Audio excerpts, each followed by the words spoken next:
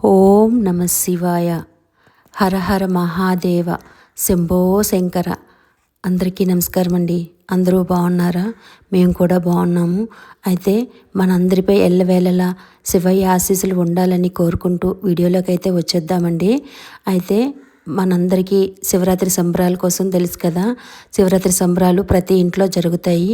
అయితే మా ఇంట్లో మాత్రం శివరాత్రికి ముందు సోమవారం వచ్చే సోమవారం నుంచి శివరాత్రి సంబరాలు అన్నవి జరుగుతాయి. ఇవి మా అత్తవారింటికి ఆనవాయితీ లేదండి, మా అమ్మ వాళ్ళ ఇంటికి ఉన్నాయి. మా నానమ్మల దగ్గర నుంచి ఈ శివరాత్రి సంబరాలు అన్నవి జరుగుతున్నాయి. మా ఇంటికి ఎందుకు లేవన్నది నేను చెప్తాను. ఇప్పుడు ఎందుకు మొదలు పెట్టామన్నది కూడా నేను చెప్తానండి. అయితే శివరాత్రి సంబరాలు అన్నవి శివరాత్రి రోజే చేసుకుంటారు. అయితే ఏ ఇంట్లో అయితే వీరిబాబు నిలవుకుంటారో ఆ ఇంట్లో సోమవారం, శివరాత్రికి ముందు వచ్చే సోమవారం శివరాత్రి సంబరాలు అన్నవి మొదలవుతాయి. అదేవిధంగా మేమైతే ఇదే మొదటి సంవత్సరం అండి ప్రారంభించడం. ఎందుకు అంటే మీలో చాలామందికి తెలుసు మా ఇంట్లో ఏం జరిగిందన్నది. మా అబ్బాయి శివయ్య దగ్గరికి వెళ్ళి శివయ్య సేవ కోసం అతని దగ్గర ఉన్నాడు. శివయ్య సేవ కోసం వెళ్ళే భక్తులందరికీ వీరిబాబు సంబరాలు అన్నవి జరుగుతాయండి. అయితే నాకు వరాన్ని ఇచ్చాడని చెప్పాను కదా, శివయ్య ఇచ్చాడు. నేను వరం అనుకోవాలో శాపం అనుకోవాలో అర్థం కాని పరిస్థితిలో అయితే ఉన్నాను. కానీ నేను కొంచెంగా రియలైజ్ అయ్యి నేను అది వరమా అనేసి భావించి నేను శివయ్య ఎంతవరకు అయితే ఇచ్చాడో అంతవరకే సంతృప్తిని చెంది నేనైతే ముందుకు వెళ్తున్నానండి. అయితే శివయ్య ఇచ్చిన వరాన్ని మళ్ళీ తిరిగి తీసుకొని తిరిగి నాకు మళ్ళీ ఇలాంటి సంబరాలు చేసే అవకాశాన్ని ఇచ్చిన శివయ్యకి కృతజ్ఞతలు చెప్పుకుంటూ నేను వీరిబాబు సంబరాలు అయితే మొదలు పెట్టుకున్నామండి. తల్లిదండ్రులుగా ఇలాంటి సంబరాలు చేయాలని ఎవ్వరూ అనుకోరండి, కానీ పరిస్థితులు బట్టి మనం ముందుకు వెళ్ళాలి. శివయ్య ఏదైతే ఆదేశిస్తాడో దాని ప్రకారమే మనం ముందుకు వెళ్ళాలి తప్ప మనకు నచ్చినట్టు ఏది జరగదని నాకు జీవితంలో జరిగే ప్రతి పాఠాన్ని నేను నేర్చుకొని శివయ్య ఎలా నడిపిస్తే అలాగే నడవాలనేసి శివయ్య మార్గంలో నడుస్తూ నేనైతే వెళ్తున్నాను. కానీ తల్లిదండ్రులుగా మాకైతే ఇది సాధ్యం కావట్లేదు. అయినా సరే శివయ్యకి చిత్తులమే మేము ముందుకైతే సాగుతున్నాము. కానీ ఇంకొక జన్మంటూ మాకైతే ఉండకూడదు. ఎందుకు అంటే ఇలాంటి అదృష్టం ఏ తల్లిదండ్రులకి రాకూడదనేసి నేనైతే కోరుకుంటాను. ఇది అదృష్టం అనేసి కొంతమంది అంటున్నారు. ఈ అదృష్టాన్ని ఎంతగా ఓర్చుకుంటారో ఎంతగా ఆస్వాదిస్తారో ఆ తల్లిదండ్రులకు మాత్రమే తెలుస్తుంది ఆ పెయిన్ అన్నది. శివయ్య వరం ఇచ్చాడని తెలుసు, కానీ ఇచ్చిన వరాన్ని మాకు 20 సంవత్సరాలు మాత్రమే ఇచ్చి తీసేసుకున్నాడు. ఇలాంటి వరాలు ఇవ్వకపోయినా పర్వాలేదు, కానీ మళ్ళీ తిరిగి తీసుకున్నప్పుడు మాత్రము అది అంత ఈజీగా తీసుకునే మనసు అయితే ఏ తల్లిదండ్రులకి ఉండదండి. కానీ కాలానికి, దేవుడికి, మన చుట్టుపక్కల ఉన్న బంధాలకి బందీలమై ఉండాలి, చెయ్యాలి అనేసి దీంతో చెయ్యాలి తప్ప ఎవరి వలన ఇది సాధ్యం కాని పని అండి. కానీ ఆ శివయ్య కోసం నేను అన్నీ కట్టిపెట్టి పక్కన పెట్టి అది నా గుండెల్లో ఉన్న మహాసముద్రం లోపల అన్నీ దాచుకొని నేను ఇలాంటివి చేస్తున్నాను. మా అబ్బాయికి బొట్టు పెట్టడమే నాకు తీసుకోలేనంత కష్టం. కానీ బొట్టు ఏంటి, వాడి ఫోటోకి పూలదండ, వాడి ముందు ఇదంతా అలంకరించడం, వాడికి అన్నీ ఇలా పెట్టడం ఒక తల్లిగా ఎవ్వరూ చెయ్యలేని పని ఇదంతా. కానీ చేశాను. చేసి ఎందుకు చేశాము అంటే శివయ్య దగ్గరికి వెళ్ళిపోయాడు కదా సేవ కోసం, మళ్ళీ శివరాత్రి కోసం అనేసి మన ఇంటికి తిరిగి వస్తాడని ఒక నమ్మకం, తిరిగి వచ్చి మళ్ళీ ఇంట్లో వాళ్ళని చూసుకుంటాడని ఒక నమ్మకంతో ఇవన్నీ చేయాలంట. అందుకనే నేను చేశాను. వస్తాడన్న ఒక పిచ్చితో చేశాను. చేసిన తర్వాత ఇదంతా మా ఇంట్లో అయిపోయిన తర్వాత మా అమ్మ వాళ్ళ ఇంట్లో ఈ వీరబాబు సంబరాలు ఎప్పుడూ జరుపుకుంటారండి.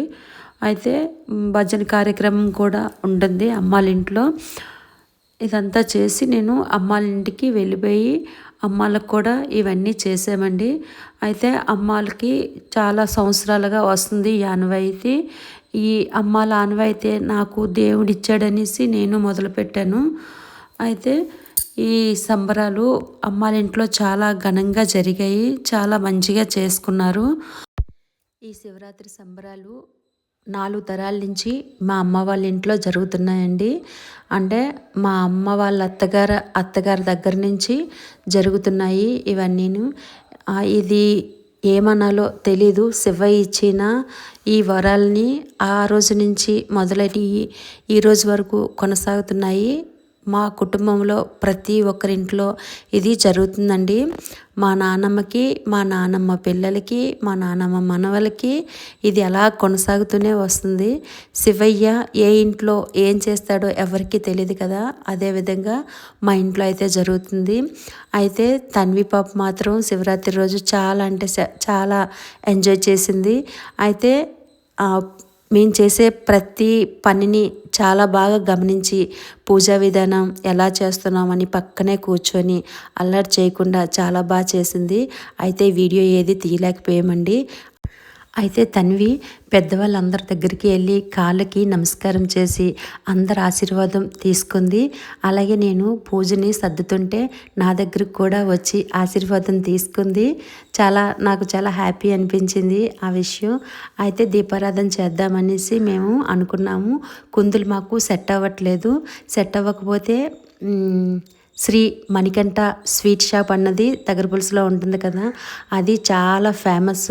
అది అందరికీ తెలిసిన విషయమే. అయితే మేము శ్రీ మణికంఠ షాప్కి ఫోన్ చేసి మాకు ఇలాగా దీపం కుందులు కావాలండి అని అడిగాము. వెంటనే వాళ్ళు మీకు ఎన్ని కావాలి, ఎప్పుడు కావాలి, రెండమ్మ మీకు ఇస్తామని చెప్పారు. వెంటనే అదే రోజు వెళ్ళాము. ఏ సైజు కావాలంటే ఆ సైజు తీసుకోమన్నారు. చాలా కలెక్షన్ ఉంది వాళ్ళ దగ్గర దీపం కుందులు. అవి వెంటనే మాకు ఇచ్చినందుకు మేము చాలా అంటే చాలా సంతోషంగా ఫీల్ అయ్యాము. వాళ్ళకి స్పెషల్ థ్యాంక్స్ చెప్పుకుంటున్నామండి శ్రీ మణికంఠ స్వీట్స్కి.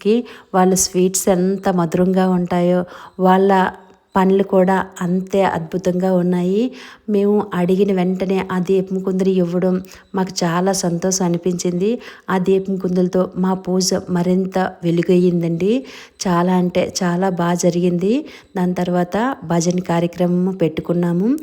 ఈ శివలింగాన్ని, త్రిశూలాన్ని మా చెల్లెల బాబు తయారు చేశాడండి. మీకు ఎవరికైనా నచ్చినట్టయితే ఒక లైక్ చేయండి. మరో వీడియోలో కలుసుకుందాం. అందరికీ నమస్కారం.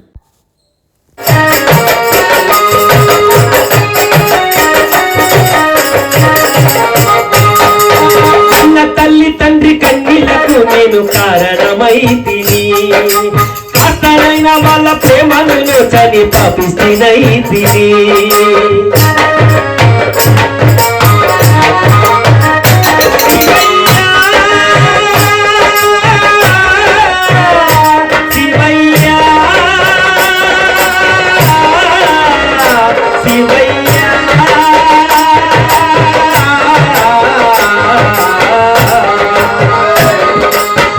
తల్లి తండ్రి కన్నీళ్లకు నేను కారణమైతిని, ఆస్థానైన వాళ్ళ ప్రేమను చని పాపిస్తున్నైతిని. తల్లి తండ్రి చేరిని నేను లేరని తెలుసుకున్నాను. నా రెండు కాళ్ళు కడవని రోజు ఉందని తెలియదు నాకు. తల్లి తండ్రి చేరిని నేను లేరని తెలుసుకున్నాను. నా రెండు కాళ్ళు కడవని రోజు ఉందని తెలియదు నాకు. నడిచి రావాలన్నది స్వామి మల్లన్న, నీ కొండకు నడిచి రావాలన్నది స్వామి మల్లన్న, నీ భక్తుడనయ్యే